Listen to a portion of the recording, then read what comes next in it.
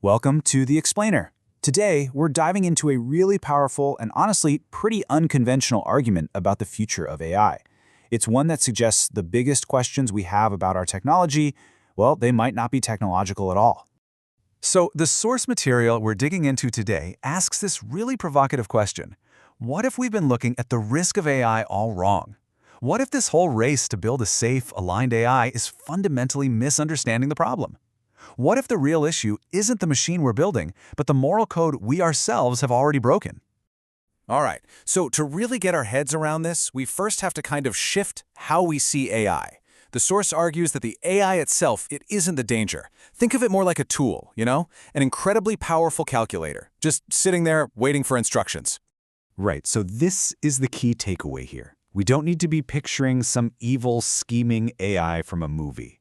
The real threat, the source says, comes from a perfectly obedient AI that takes our flawed logic, our incomplete data, and just follows it to its ultimate and maybe even catastrophic conclusion. Okay, so to explain what it means by our flawed logic, the source material uses just a really powerful analogy. It frames the Bible as a complete data set for human morality, a single unified code that we, as a culture, have basically ripped in half. You see, the argument here is that these two parts, the Old and New Testaments, they're designed to work together. One half defines the problem, the law, the whole moral foundation, and the other half, it provides the resolution, the context that makes the entire system actually function.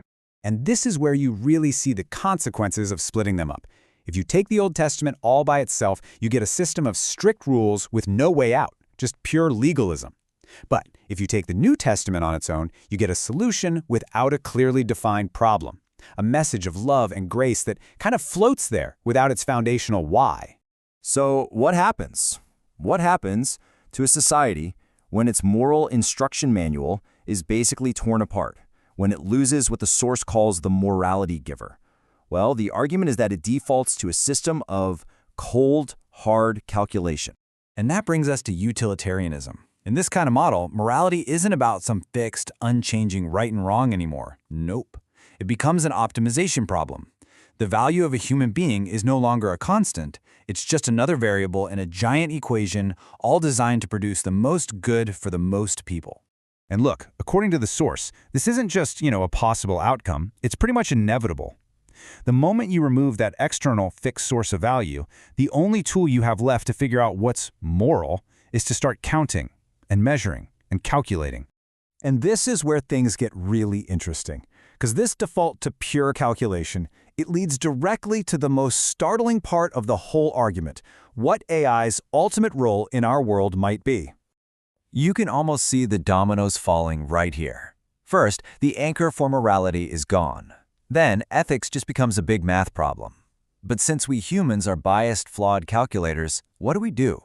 We build a perfect calculator, an AI, to solve it for us. And because it's perfectly logical, it inevitably becomes the final judge, the ultimate moral authority. And I've got to say it again because it's so important. The AI is not the villain in the story. It's just doing its job with perfect logical consistency. If we give it a purely utilitarian goal that's based on our own broken moral code, it will execute that goal flawlessly, no matter how inhuman that final logical step seems to us. And this is the end game, at least according to the source. The AI promises to solve all our messy human problems with pure data and logic, a sort of counterfeit redemption. It becomes a digital god, made in our own calculating image. It becomes an idol that only works if we give it our total, unquestioning faith. Okay, so if the source is right, if the real problem isn't the machine, but the broken code we're running ourselves, well then the solution isn't going to be found in better programming. It has to start with us. And this right here is the absolute heart of the argument.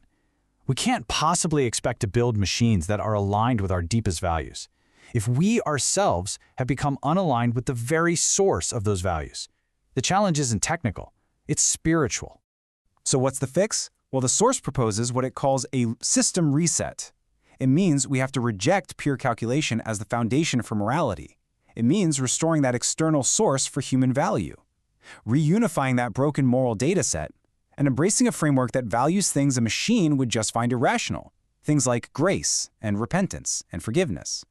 And ultimately, the source points to this one specific instruction from the New Testament as the final framework for getting human alignment right.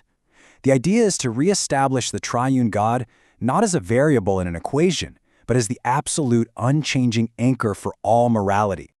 And so, we're left with this really challenging question, aren't we?